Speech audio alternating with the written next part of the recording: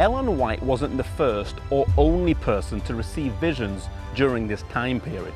Two men also received the gift of prophecy, but each one would have vastly different experiences and outcomes in their lives and ministry. God often overlooks people that are qualified in an earthly sense and uses those whom others might not.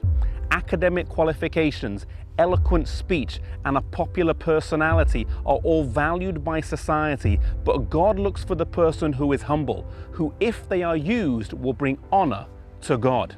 The first person worthy of our mention is William Foy.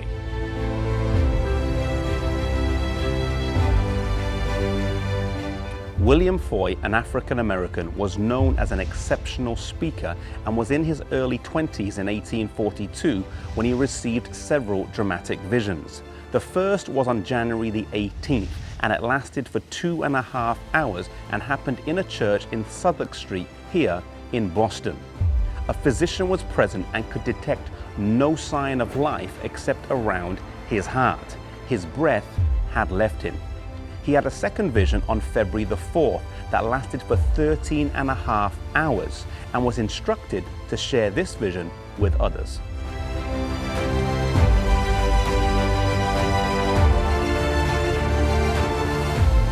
William Foy was hesitant to go public due to the large amount of prejudice he would receive as an African American during this period of America's history. Yet when he received an invitation to speak in a church and share his vision, he agreed.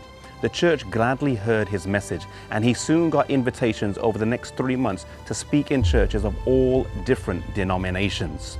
William Foy served faithfully as a prophet in the pre-Great Disappointment period. He never said that his gift would extend for a long time or that he would receive more visions.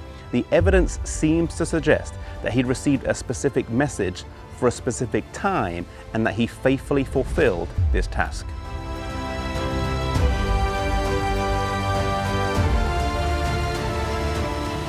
The second man to receive visions was named Hazen Foss.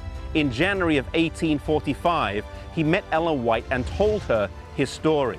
Shortly after she received her first vision, he received the exact same vision and was instructed to tell others about it, yet he didn't. Still upset after the Great Disappointment of 1844 and possibly not wanting to open himself to ridicule, he refused. The Lord came to him and told him that he would have another opportunity, yet if he still refused, the gift would be given to somebody else. Even with such a warning, he manifested a recalcitrant and rebellious attitude and did not share, and a strange feeling came over him, and he heard a voice say, "You have grieved away the Spirit of God."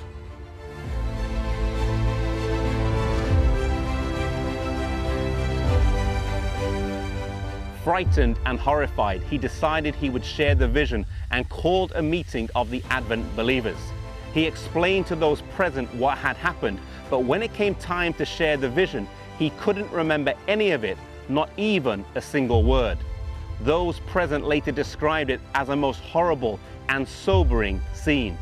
As he spoke to Ellen White, he implored her to be faithful to the gift that God had given her and lamented himself as a lost man. He would live till his 70s and lies buried here, but in his life he would never show any more spiritual interest again.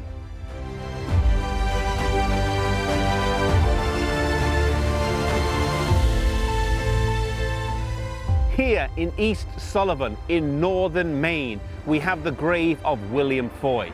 And so we have the story of two men, one obedient to the call of God and one resistant to the call of God. The best time to follow God, the best time to follow His plan for our lives is always the earliest time. It is never good to delay, to debate, or to barter with God. If God is calling you to ministry, harden not your heart. Follow the Lord and share the message wherever He leads.